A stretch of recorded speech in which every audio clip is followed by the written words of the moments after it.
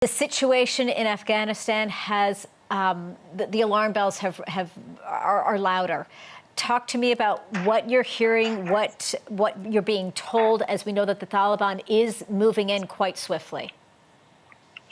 Well, if we can think about this like a teeter-totter where you've got security on one side and the need on the other side, as security that unravels in front of us, the need actually is going up, and the security situation is unraveling. We've now got another two capitals that have gone to the Taliban.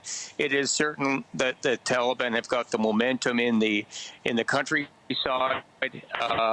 Kabul still seems to be reasonably safe. Kandahar is not bad, but everything in between is at the beck and call of the Taliban, it seems to be.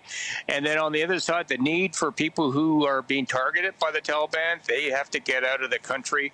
A lot of other people, will be internal refugees going on. So we are actually seeing a humanitarian crisis unfold right in front of our eyes. Yeah, certainly. And we know as well, before I get into sort of those that are trying to get here, with the U.S. pulling its troops out, how has that then impacted things? Well, first of all, the U.S. pulling out has been known for years by two different administrations. And so my question is, why wasn't there a plan when the U.S. did pull out that is leading us to, quite frankly, seeing a really pitiful situation? And it's the civilians that are the ones who are actually paying for this. So where was the plan when they were going to pull out? This was not a complete surprise, but there seems to be no plan.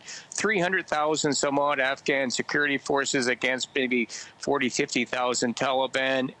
It is not a pretty picture. It is really sad to watch. And we know, again, as you mentioned there, quite clearly, the situation is immediate. It is dire. So Canada is saying we're getting more people that are coming in, but they are hitting roadblocks, Major. We're understanding that they have to have full passports. They need to have documentation, which they're being charged for.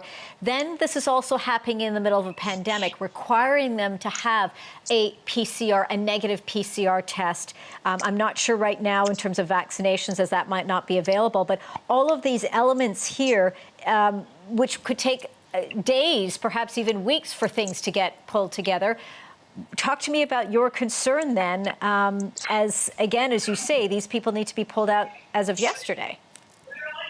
So all of us who have served over there, and there's over 40,000 men and women in this country that served over there. Many of us are still in contact with a lot of the locally employed civilians and our interpreters, and we're hearing just absolutely horrendous stories. This is not Canada. You're not going to get this paperwork and this documentation in days. It will take weeks and months, and most of all, it will take money. And the people we're talking about don't have passports. They're probably not vaccinated. They probably don't have all the documentation we assume that you and I take for granted. They just don't have it. And, the latest thing is they must have a passport to leave the country. Most of them don't. Have never traveled outside the country, so why would they have a passport? And then add COVID on top of that. This is almost mission impossible. If we apply North American standards, we've got to apply Afghan standards and help these people in a very difficult situation. Absolutely. We're going to keep a very close eye on this story. Retired Major General David Fraser. Major, thank you so much for giving us your time. We'll be speaking to you again soon, certainly. Thank you very much.